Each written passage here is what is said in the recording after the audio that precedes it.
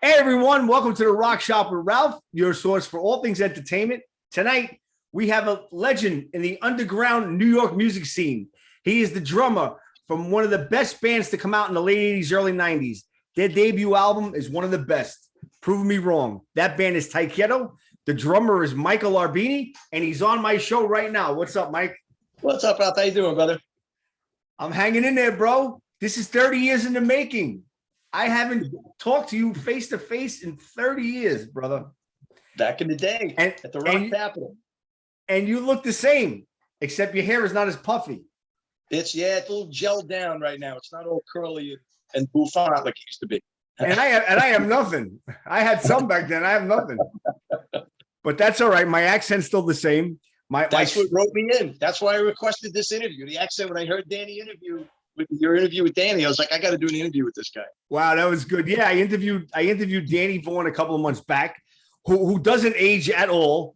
I mean, the guy looks the way he did, like on my Don't Come Easy album cover. And when I seen him in Lemoore, same. I mean, except his hair is gray, of course. He said that, but he looks face-wise, structure-wise, identical. I mean, this guy is like Dorian Gray. He doesn't age. And he just turned 60 too. Yeah, he told me that. Better than ever. Doing great. Yeah. But one of the things I wanted to mention was this underground New York music scene that we were all a part of. You were a couple of years ahead of me. I was just a fan, but on any given night at the Rock Capitol of Brooklyn, you could see bands such as White Lion, Trickster, Skid Row, Danger, Overkill. Another band I want to mention, this one like threw me for a loop. Tora. Tora's my buddies. We love those guys. Yeah, who were managed by the same manager as you and White Lion, correct? Loud and Proud. Loud and Proud. And if you think of those guys, a lot of guys like us just first and foremost know them as club owners. When you think about that management team, it was White Lion, us, Overkill, Eric Gales, Mitch Malloy, and Tora. And I believe, if I'm not mistaken, every band on the roster was signed to a different major label, which unto itself is a massive feat. And we were always tight with the Overkill guys. We'll get into my relationship with White Lion in a little bit, but Tora was just, they were very young. And I remember Mike Parente, one of our managers, they were up here touring. So he gave them like $200, and he said for float, just expenses and stuff like that. They actually went to a store and bought pool floats. That's what they thought the money was for, that they were going to go in his pool. So they were they had the Southern hospitality. So naive. Really, really young. And they made a kick-ass debut record. I love that album. And then when we met them when we went down to Memphis to do our demos for Don't Come Easy. They lived down there. So they took us around town and introduced us to everybody. And we went to this pig roast that had to have probably 10,000 people at it. Got into a fight there with a whole bunch of other guys. That was our first night hanging out with them. It was just typical New Yorkers. And we just bumped into them at one of the festivals a year or two, probably 2 or 3 years ago now. But we bumped into Anthony. I heard they're coming out with a new album. They should, because they sound, he's singing great. I mean, they're a lot of people are very happy to see them come back on the scene. Yeah, I heard. I know they came out with an album about 4 or 5 years ago, and I think they come out with a brand new one now. On Frontiers, which keeps our genre of music alive. That's the gold standard right there. The Italian Serafino Perugino. You can't beat that name. I interviewed with this guy just on his name. I interviewed a lot of guys off of Frontiers Records on my show.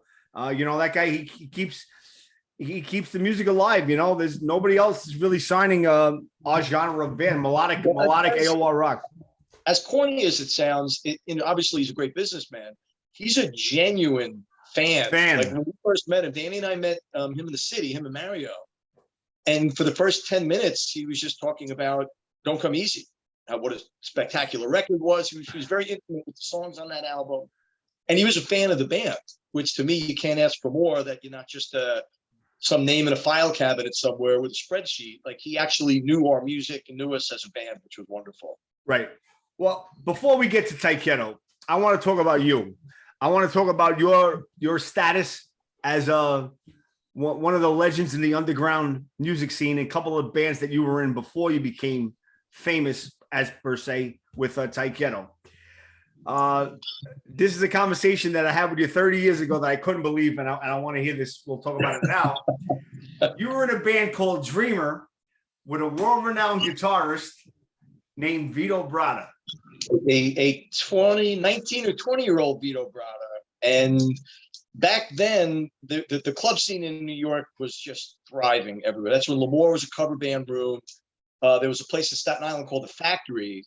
And where Staten Island and Brooklyn was situated, you got all the Jersey Shore cover bands coming in. Then you had all the Long Island bands. So there you had Vito, you had Steve Stevens from Billy Idol of One Hand Clap. You had Bobby Chenard, I think his name was. He went on to be Billy Squire's drummer. Like there was just this hotbed of these unbelievably good musicians. So Vito's in a band called Dreamer. I somehow got a job. I was a junior in high school. And I got a job at the Factory. I'd go there Friday after school. My mother would drop me off.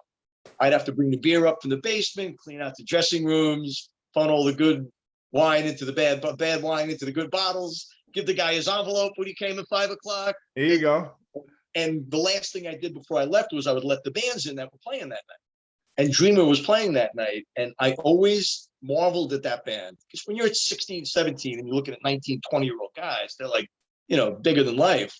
And they were like the bad boy cover band. And they were actually auditioning drummers. They weren't happy with their drummer at the time. So they would get to the clubs early and do some auditions. I was Mikey. I was the high school kid Mikey back then. At the time I ever let anybody call me Mikey, but they did. And I was just wiping down the bar, getting ready to go. So I said, what are you guys doing? He goes, we're auditioning drummers. So I'm like, I want to audition right now for you guys. And the four of them laughed in my face because I was just this kid that, I said, give me a shot. I really want to do this. So jumped up. Vito said, okay, pick a song. I'm looking through this list, like, what's the hardest song on this list? So I picked Symptoms of the Universe by Black Sabbath. Oh, God. I'd love to hear Vito play that. It's a 4-minute drum solo. Yeah. I leaned into that thing like my life depended on it. I got my Black Sabbath shirt on now. There you go. I took the 18-inch crash cymbal right off the stand. Vito was just rolling laughing because he was just like, you're out of your fucking mind. So they called me like a week later and they were like, you got the gig. Like they were playing 6 nights a week at the time. So I wasn't allowed to leave the dressing room. And you as a Vito Bratta fan would appreciate this. So we made it. Vito's living in Staten Island too. So we made a deal that my mom would drive me to Vito's house. And then I'd go to the gigs with Vito and then Vito would drop me home.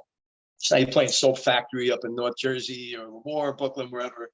So you start at 10, 11 o'clock? That guy would get to a club at 4 or 5 o'clock in the afternoon. I'm not allowed to leave the dressing room, so I'm too young. He would practice for 4 or 5 hours before a cover band gig. Right. He would sit there and These are pre-White Lion days. It was before the White Lion days. I say it's pre-White Lion days. We were playing Lemoore with Dreamer and this band called Mabel from Denmark. Our manager goes, that's Mike Tramp's band. Okay, we'll open up. Tramp was a star. Again, he must have been 19, 20 maybe. Star, like you saw it from a million miles away. They played.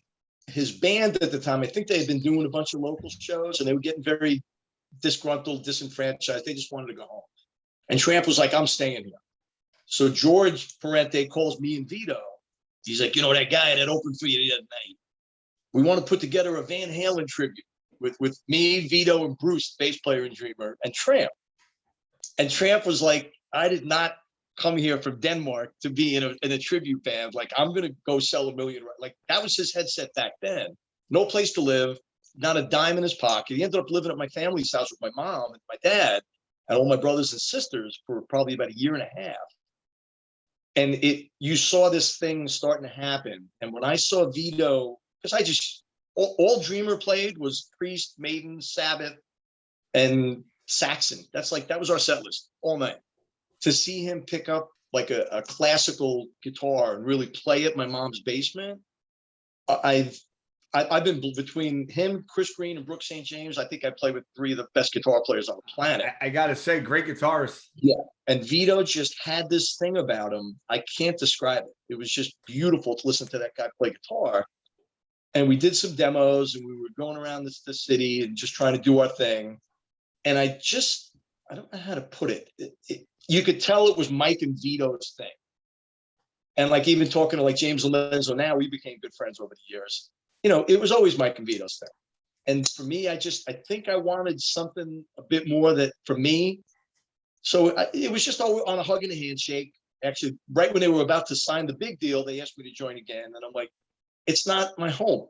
Like, you know, and they deserved every penny they made. They deserved every record they sold. Those guys busted their ass. They had that European deal that went bad. Right, Victor Records. Yeah, they got back on their feet. But it was a good learning lesson for me that I'm like, I just want to start something that I think would work for me. And I always wish those guys the best. And that's when I met Danny. And we're just like, this is something better. So not to dwell too much on the White Lion thing, what you're saying was you could have been the drummer going forward in White Lion instead of Greg D'Angelo. They asked you before Greg was going to sign with them? I was the first one in before even Nicky Capozzi. I was the first. Yeah, that was coming out of the cover band Dreamer when we were all teenagers. Yeah. And then I think when Nicky left, Vito rang me up, and that's when I already kind of had things in motion with Danny a little bit. And he goes, "You want to come back?" And I said, "No." And then when I went to go see them at opening for Ozzy at Madison Square Garden, and me and Vito were tight. He drove me to gigs. He was like my big brother for a number of years. And he goes, "Man," he goes, this, you should be here with us doing this." I said, "No, this wasn't meant to this, you're meant to be where you are." And I'm perfectly content where I am. I never look back with regret. It wasn't, and who knows if I was in the band, if the wheels would have spun that way for them. Right. You never know how that road gets you someplace. So you never said, "Damn, it could have been me. That could have been not me." For a second, not for a single second. And for me, the path goes beyond music. Maybe I wouldn't have met my wife or had my son, or, you know, all these, you know, whatever took me to get me sitting here right now with you. I made all the right turns because this is precisely where I want to be right now. So I never had that regret ever. So, I mean, that career basically lasted 3 albums. I mean, you know, if you want to say 4 albums, if you want to include that debut, you know, and then Vito like disappeared. Do you ever hear from him? Do you know what his story? I bumped into him. What was that place? The Mystic, the place that Mike and George tried to open in Staten Island. Oh God, yeah. I went to the grand opening and saw him, and we had a wonderful talk because I see Tramp all the time on these M3s and the Monsters of Rock cruises. He's a friend of the show. He's probably coming on. But anyway, go ahead. Yeah, we actually played in South America with Mike Tramp's White Lion a number of years ago. Yeah, went out for a nice Brazilian barbecue. Like just hung out because how's your mom doing? How's your brothers? Like he lived in my house with my family. Yeah. So I'm glad I kept the connection with those guys. But yeah, Vito not playing.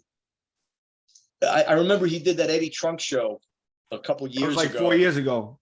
Eddie said, "Dude, I've never had my phone ring like people really miss this guy." Yeah. It was something like when you listen to his solos, you could sing the melodies. Like the solo and weight. It's just beautiful. The rhythm of it, the note choices, like Chris Green, my guitar player now, is just a diehard Vito Bratta. He just grew up with him. Like he's always asking me stories about Vito and stuff. Right. I gotta send it to you. I found a cassette tape of a show in Dreamer with Vito doing Eruption. Oh God, I love to hear that. It's all garbled up and it skips. I sent it to Chris. I digitized it. I'm like, dude, this was Vito at like 19, 20. Killing it, like right. Last thing on Vito, do you ever think he'll play again or be in a band again? Vito was one of those guys that was very difficult to read. Like he was always very quiet. He was always kind of kept to himself. And I heard a bunch of I don't know. Somebody said it was a health related issue. Somebody said he just was done and didn't feel like doing it. I don't really know what happened. Well, he was taking care of his father. That's what I heard. That's what I heard too. Yep. And he actually, I think he stayed in the same house he grew up in Staten Island. Like right. And when we used to even play the cover stuff back in the day, we'd start like Whole Lotta Rosie, and there would be 1,500 kids in Lemoore, and ba-da-da-da-da-da. They would just scream, they would chant Vito's name. Right. And he just wrote them in. And that solo went on for like 10, 15 minutes sometimes. He just keep going. Wow. So now, obviously, you're not in Dreamer.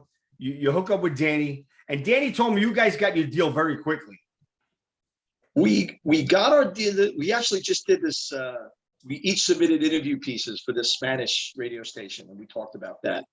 It's all relative, because what we were able to do as a young band is we got lodging. We all quit our day jobs. All lived in a house in Staten Island, right? We ended up in Staten Island. First house was in Kingsburg, New Jersey. So people say we got signed quickly, but we were rehearsing and writing 7 days a week, 4 or 5 hours a day. So in our microcosm, we put like 5 years of time into a year. Like most bands, you go play 2 nights a week for 2-3 hours in somebody's basement, and everybody goes on with their lives. We were bunkered down, living together 24/7. And all we did was write music and go to the beach, go to strip clubs. That's all we did for 2 years, about a year and a half. So it was quick, but the hours were clocked for sure. Now, so you wind up getting your deal. You sign with Geffen Records. Okay, you come out with the debut album, 1991, Don't Come Easy. Now, here's where I'm going to go on record. I'm going to go on record saying there are 3 debut albums that came out between 89 and 92 that are the best debut albums ever. And I want you to prove me wrong. And that sort of like fell by the wayside. One was Badlands. Great record. Great record. Great Chason was on my show. I told him this. The other one was Hardline with Johnny Gioeli. He was on my show. And the last one was Tyketto with my friend right there, Mr. Michael Arbeeny. Best fucking debut albums of all time. And you're thinking quadruple platinum. These guys are huge. Everything. I love this album. This is great. I'm going to go see them. And what happens? Our managers and our label were having very serious discussions not to put all those songs on one record, because we're only going to go 3 or 4 singles deep. So let's save half of them for your next record. When this one goes double platinum, we'll have 4 singles ready to go out the gate on the second. That's the level that everybody was talking about. Right. We got stuck in the alternative wave, and actually we didn't get stuck in it. We walked head on into it. Many months before that hit. And Geffen's mentality, I've told this story a million times, is they said there's too much traffic out there. If you had a decent record and your hair was below your shoulders, you sold 500,000 records in 2 weeks. So they said, let's wait till the traffic slows up so this record gets the undivided attention of radio. And I equate this, I tell everybody the story. This is like adding an extra week to your vacation the week that the tsunami hits. Like we we electively waited, not knowing what was ahead. So, I mean, nobody could have known what was ahead, but it was like a steel door just falling on you, like chain lock done overnight. Like it was staggering how quickly that changed. Right. And I was a fan of Tyketto before you guys came out with Don't Come Easy, because I seen you guys play. And I'm like, these guys got fucking everything. I mean, Danny Vaughan was like the quintessential chick magnet. I mean, the girls loved this guy.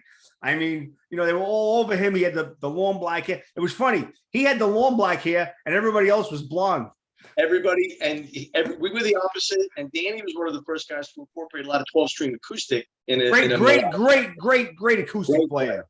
So Don't Come Easy, Forever Young was an AOR hit. We had Seasons out. We did, you know, we were on this trajectory. We were touring with Nelson. We were touring all around the country. We had a lot of juice going that were like, it's like that ride of Great Adventure. Like it's just ready to turn it. And then all of a sudden, like we were as close to that pinnacle as you can get with Don't Come Easy. Strength in Numbers was recorded and ready to roll out the gate. And that's when the wall really hit. I'm gonna get to Strength in Numbers, but I want to talk about Don't Come Easy for a little bit. I'm not gonna get you away from Don't Come Easy. I'm not even try. I want to talk about Don't Come Easy because this is I told you, this is one of my favorite debut albums of all time. And I'll go to my grave saying it. That's why I got Danny on the show and I got you on the show. When you talk about the songwriting, one thing I want to say about Tyketto was they weren't like this, I always use the term cock rock. They weren't this typical cock rock band where you have it. Yeah, we were out all night and we were partying and I snorted coke up a girl's ass and I licked it and we went home. No, it wasn't this stuff going on. I mean, you had acoustic elements. You had a little bit a country twang to it, maybe a little bit there. Not so much on that album, but later on you did. No, but it was there. It was there. You could hear it, and that's Danny. You almost remind me of Queen. Like Queen Queen had Freddie Mercury, who was completely different. He was into classical music. Then you had John Deacon, who was in a certain element. Then you had, Brian May, who was the total a rock star, and that's how Tyketto was. All their songs, they weren't songs, they didn't sound the same. That's what drove me to it. Because we were very differently schooled. Right. The three, especially. Jimmy was very young and retained his day job, so he really wasn't living with us like the three of us were. But Brooke was all about Warren DeMartini, George Lynch, See, there you go. Vito Bratta. Drums just keep time. Everybody else is up front. Right. I was a big Bonham guy. I love Kenny Aronoff's drumming, that behind the beat kind of thing. Danny is what brought that. He was into folk music. He was into Dylan. He was into Springsteen. Like, he really brought a lot of that in. So if you would have heard like the beginning of Walk on Fire or the beginning of Seasons, that would be Danny's little right. thing. That's the acoustic part. Brooke would rip in with this Sail Away, Seasons. Like, all of a sudden it turns into this for a minute. And then when the drums come in, it takes it like a 70s. So we were internally, I wouldn't say fighting, but it was a clash of these. Like, Brooke and I really didn't gel for the first couple months because he really wanted to play ahead of the beat and I played behind the beat. We're looking at each other like, so this guy. So it was a lot of compromise musically. Right. And to me, I think the best song that symbolizes what the band is collectively on that first record is Seasons. Seasons. Okay. Now, here's a couple of anybody that's listening, because this is why, especially why I want you to know about Michael and I want you to know about Tyketto. I want you to check out, if you don't buy the album, you're an idiot. That's first of all. Second of all, I'm going to give you 4 songs to start with off the debut album, and you prove me wrong. Okay. Everybody knows Forever Young. That was like their hit. Okay. You could have Forever Young, Wings, Burning Down Inside, which is one of my favorite Tyketto songs of all time. One of my favorites, if not the favorite. Yep. And the last conversation I had with you 30 years ago, I told you guys that. Nothing But Love and Sail Away. Start with those songs. The whole album, front to back, is the best debut album out of that at that time. Prove me wrong, but start with those songs and then get back to me. And if you're not a Tyketto fan, you're ubats. That means you're crazy. I'll give you a Tyketto trivia story about one of those songs you mentioned, as well as another one. We were living at my parents' house. My parents took in a lot of wayward musicians, as you can tell, but the whole band lived at my parents' house in Staten Island. And I remember I did the lawn and I was exhausted. So I went upstairs to lay down. And that was the days with the cassette player that would just wait, hold on a second. Can you talk to my son? You just said you did the lawn, right? I can't talk to my own son. They don't. Fuck, I got 3 fucking boys. I got to cut the fucking lawn. You believe this shit? Anyway, go ahead, Mike. So I had a cassette of Physical Graffiti, and I just wanted to lay down and put my headphones on. I was exhausted. I'm just laying there listening to Physical. I started falling asleep, and it was Danny's cassette. It flipped over to side 2. I was just about asleep, and Burning Down Inside came up. I was like, what the fuck is this? I was like, wow. And right after Burning Down Inside, Standing Alone came up. So he had those songs kind of demoed up before we ever worked on them. I went to him like, dude, what are these 2 songs? And Standing Alone, especially, the core of that song, even on this cassette so many years ago, he was going through a really dark period in his life. He broke up with a girl he thought he was going to marry.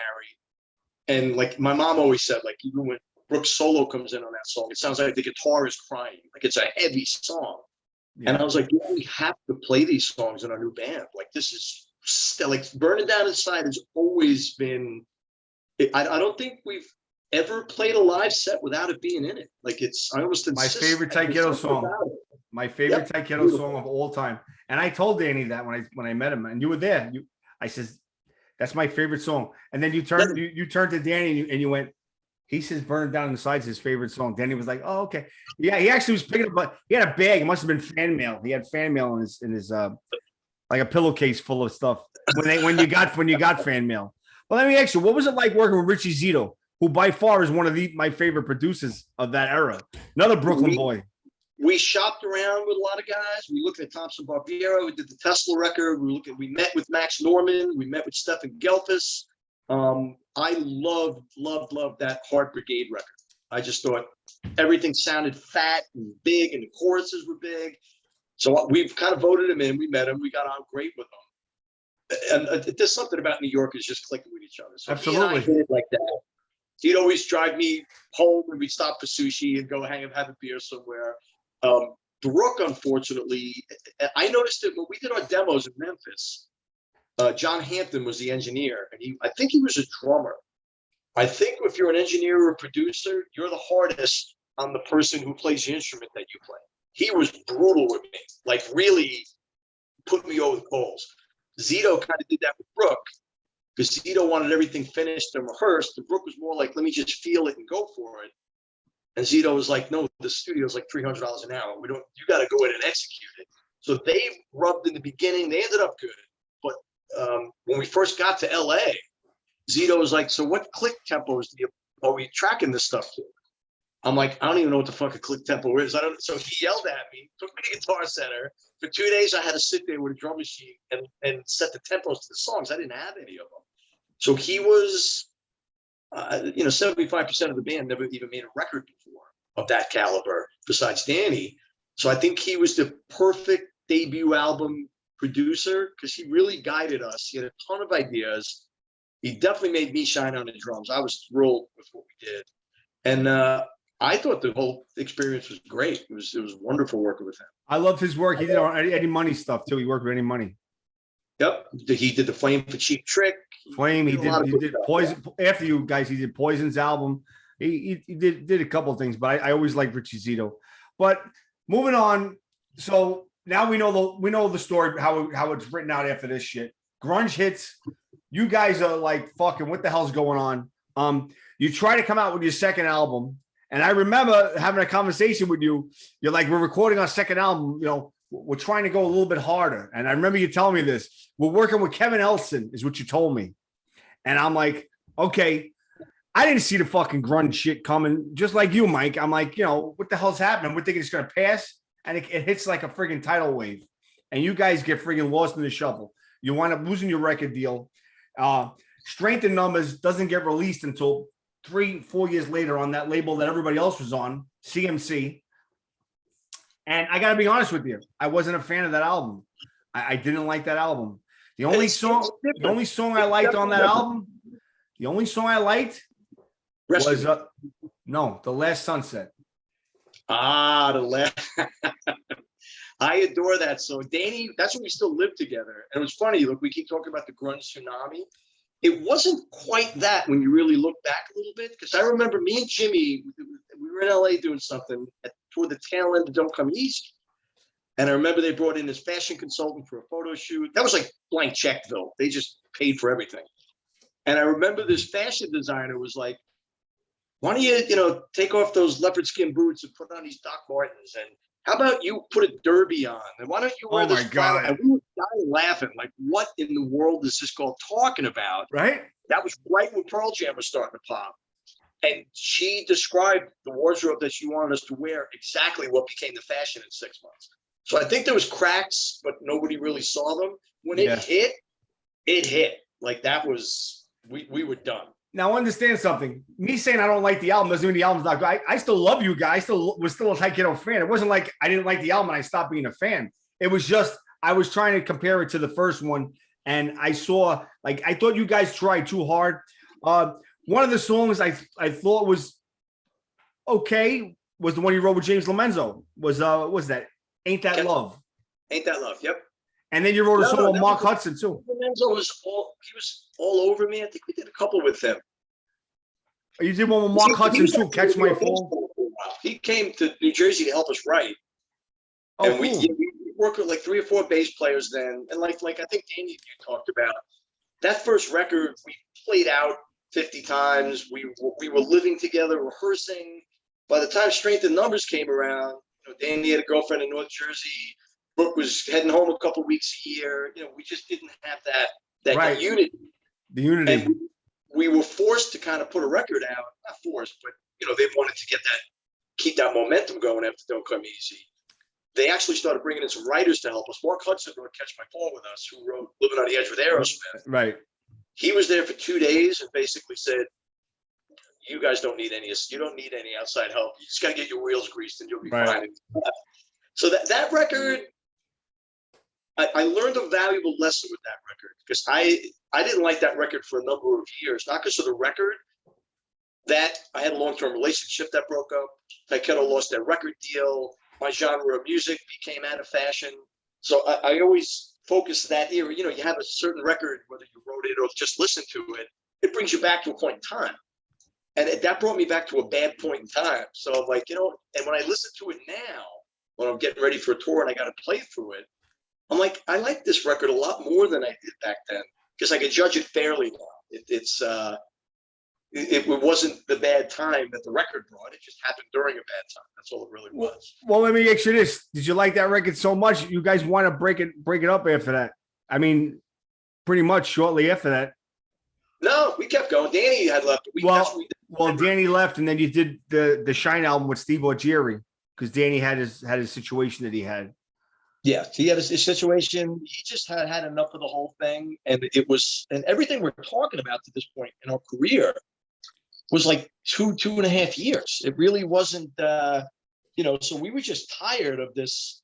You're nobody and you're obscure, and all of a sudden you're going to be a multi-platinum artist, and all of a sudden you're out with Kevin Elson making a 400,000 record in San Francisco, and next thing you're dropped and you have $900 to your name within like 24 months, 18. Now let me ask you this. You guys had a pretty substantial amount of money in the beginning they gave you. When they drop you off the record company, does everything stop? The money stops and that's it? You're done? Goodbye? What we did, and I attribute it to our collective frugalness, I guess you call it. We were cheap.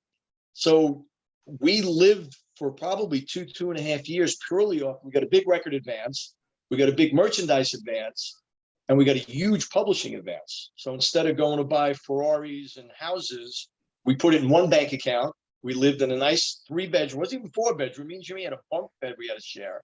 Right. And we lived communally. We had one account, we had one vehicle, one grocery run a week, and we really stretched that money out. And we just thought that was the right way to live because we weren't sure what the next day was what's going to happen. So that bought us a lot of time to stay alive, even after. I mean, we lived off that money. We would never really. We probably make more money touring now than we did back then. Because the Nelson tour, I think they paid us $250 a show, and the rest was Geffen paying the tour support. And we were playing to 15,000 people a night. Did you say $250? Yeah, a show. That was the days when the record labels would know. At the time we were playing with Nelson, they had the #1 song, #1 video, #1 single After the Rain simultaneously. So that was a dream. I mean, they probably could have had bands do buy-ons to pay to play those shows. Pay to play on there. Yeah. So it was well worth it. And that's what really made, I think Seasons was released as the second single.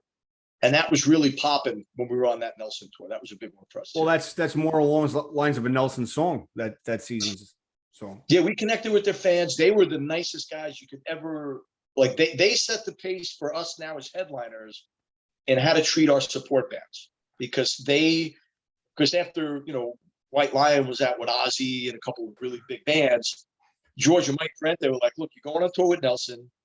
They're going to be dicks. They're going to push you around. Just keep your mouth shut, do your set and get off the stage. Meanwhile, they were the nicest guys.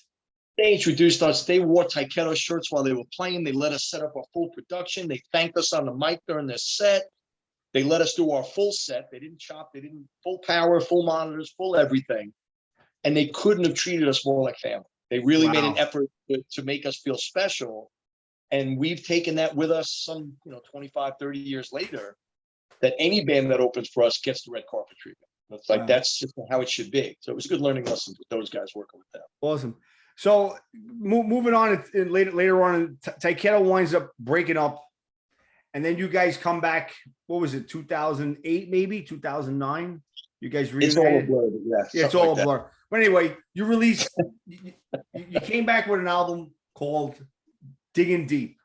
That was actually That was a couple years. We did a reunion tour before the record. That's what got the record idea sparked. Yeah, because you guys started doing like Monsters of Rock and M3 and all that stuff, That correct? was way before that. We just did a headline tour. Danny just called, let's go on the road and just have some fun and go to England. Maybe we'll do a show in Holland. Just a little cluster. We just for the sake of doing it. And that's where I was first adverse to it. And something in the back of my mind said, go do it. It might be fun. Something interesting may happen. And the way my wife tells the story, she's working in an office and she heard Tyketto's coming back to Holland. She was a huge Tyketto fan from Don't Come Easy. And she goes, I'm really excited to see these guys. I think it's going to be a special tour. That's where I met her on that tour. So that's how my relationship started with my wife. Your wife's from Holland?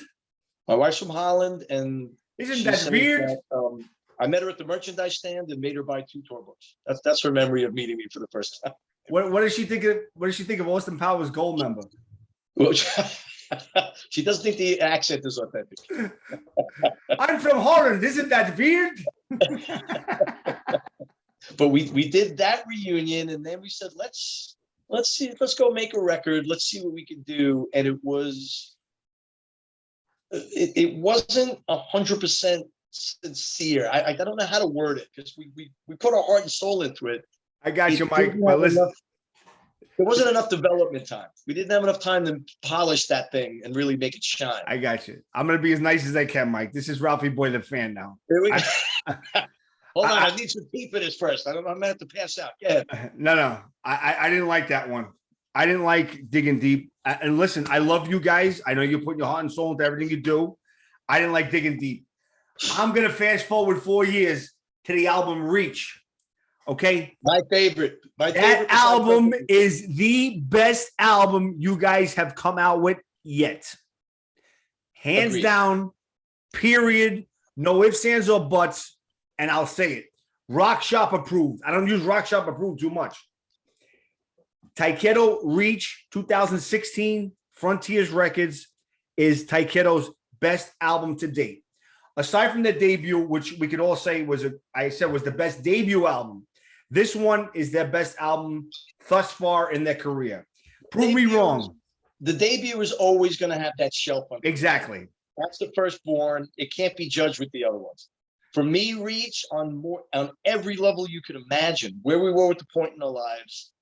You know, we were starting our families. We had the new guys come in, like Chris and Jed came in. They were Tyketto fans before they were in the band. So they brought this infusion of excitement.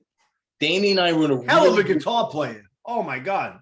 He's ridiculous. He's absurdly good. Yes. And he knows when not to play. He knows when to just to lay something beautiful down. But when it's time to rip it up, and me and him Danny recounts it because this rehearsal studio, the first time we jammed, it was so small. We were in a circle. We couldn't even set up in front of each other. And he goes, I'm watching you and Chris playing, looking at each other. And it was like musical love at first sight, because like he's one of the few musicians besides Danny that advocates and encourages my insanity. And Chris wants me to just harder, faster, and just beat the shit out of it. Like that's Chris's headset, is go for it 110%. So he and I clicked out of the gate musically, because that's how I am too. Here's what I want to tell you as a drummer. I'm a drummer myself. I want to tell you the difference I hear between I'm going to just use these 2 albums as comparisons. Don't Come Easy was more AOR style, straight ahead, you're playing. This one, it seems like you're all over the place on this album. I mean, drum-wise. That was by design. That was intent. Like, I think I went for, and they're both monsters in their own right. I think I was Tico Torres. I mean, am I crazy? Am I crazy? I'm hearing you all over the place. It was by design. I did that very intentionally. I was at a point in my life where I played very safe on the albums. I was always a singer and bass drummer. I didn't want to step on melodies. I didn't want to step out. So I always took that Tico Torres approach. Just lay it down, nice, simple, let them shine. I'll hold down the fort back here. And everything was just, and I learned not to question it. Everything just felt great. And I'm like, you know what? I'm going to put Tico aside. I want to be Tommy Lee on a fucking record. I'm going. There you go. I intentionally, and my band members were so just like Chris Childs was in a band called Thunder, did that record with us. And he told Danny, he goes, I never knew Michael could play drums like this, because I never heard this. And the best way to sum up Reach on a drumming level Danny would give up after like 10 hours. He'd go read a book or call his wife and chill. Me and Chris were just banging coffee all night long. So I think I did 3 songs that day already. And it was just me, Chris, and the engineer. My hair was all frazzled and sweaty and all over the place. I was jacked out of my mind on caffeine. It was like 4 o'clock in the morning. So I'm like, okay, well, I'll see you tomorrow. Chris goes, dude, you have to track big money right now because you look insane. And I went in there in 2 takes, and that's what ended up on the record because I was so out of my mind. And fans, we're going to start. I'm going to give you 4 songs off this album. I want you to download, listen to whatever, and prove me wrong that this isn't the best album by Tyketto. The first one is Reach. Second one is Big Money. Third one is Kick Like a Mule. Oof. These are all my favorites. The whole album is my favorite. It's still in my car. I play it all the time. And I'm going to go on the 4th one will be Scream is my 4th favorite. That's a beauty. Okay. Now you got 11 songs on this album. Go and get it. It's on Frontiers Records. You will not be disappointed. Trust me. We only had to submit 10 and we couldn't decide which one to shelve. And the unsung hero of that record is a gentleman I was actually doing a business with, managing some other bands, named Bruce Buchanan. And I just said, you want to come produce this record for us? We'll fly you out to England. We'll stay in at Rockfield Studios where Queen recorded. I don't know what he did, what magic he did, but it's one of those records where every single musician is in the front seat of the car, but nobody's stepping on each other. It's got that like Dr. Feelgood, Metallica Black, just those records that everything's in your face, like Perfect Strangers by Deep Purple's like that. Oh yeah, absolutely. Like and all the instruments are banned right there. And one thing I can say about Frontiers instead of Fino, he puts money into the product. He puts money into the production. He puts money into the packaging. He puts money into the videos. I mean, it's not like you're just going to sign with a label and you're just going to get tossed aside. I mean, and ironically, in the beginning, I think we sent them like Scream and The Run and Circle the Wagons, and they were worried about it. They're like, this isn't like really Tyketto. I'm like, well, it is. It's just us now. This is what we want to express now. And then I think when Reach came along, that's a real old school Tyketto song. Oh yeah, definitely my favorite. That's a big one. And when Chris wrote "Letting Go," I just get these mental images every time we talk. Like I remember Chris and Danny. You see how excited you got when we talking about this album? What's that? I said you got so excited when we started talking about this album, dude. It's on every level because we did it. We did it digitally, so it's not like, hey, try this thing. No, if that sucks, try something else. Right. I had this shitty little electronic drum kit. It wasn't MIDI, and I didn't even have. I'm the most electronically like out of touch guy you'll ever meet in your life. So I had these 4 pads. As we figured out the 3 previous interviews. Trying to get the Zoom together, exactly. And I would email the tracks to Chris. The first time we started with song, Danny couldn't get melodies going. He just wasn't geared up. So I had bronchitis, and I just went down and put my phone on record, and I just played these electronic pads through a pig nose amp for about an hour. Chris's son was a baby at the time, and he used to ask Chris, put on the Michael cough tape, because I would play and go nuts, and then I'd be coughing with bronchitis for 5 minutes, and I go back to playing. That's where Big Money came from. That's where Fastest Man Alive came from, because Chris took these riffs, these drum riffs, and he'd start putting guitar riffs over them. Danny was like, dude, I got this acoustic thing, and I'm not sure it's even us. It's very folky. And he sent us The Run. And he sent us Reach. Those were acoustic folk songs. He had no idea what we were going to put on top. He said, dude, when I put The Run on, when you guys put bass drums and guitar on top, because I fell off my fucking chair, because it became something radically different. It morphed into something different. Well, that record to me, as you can tell, I'm very passionate about that record. And here's what I'm going to say. This isn't the conventional interview, because I'll tell you just like it is. I am so satisfied if that was the last Tyketto album. I don't think you could. I hope you can. But if you got such high expectations now to top that album if you're coming out with something else. Because me as a fan, just like the debut album with Strength in Numbers, I'm going to be like, okay, sit back and wait. How are they going to top this?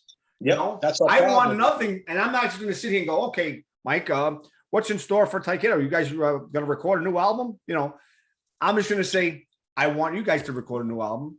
Well, you got some big shoes to fill with that Reach album. I'm telling you, as a fan. And we're not going to record until we have those shoes to fill, because it's too special. I say besides Don't Come Easy, it's the only record I could listen to cover to cover as a body of work. There's a cohesion about it, even though the songs, there's something about that record. And you're absolutely right.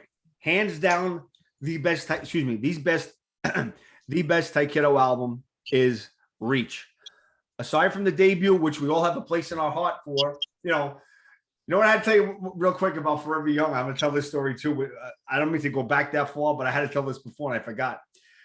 I remember you guys getting an award from the Bricklayers Association for Tyketto. You remember that?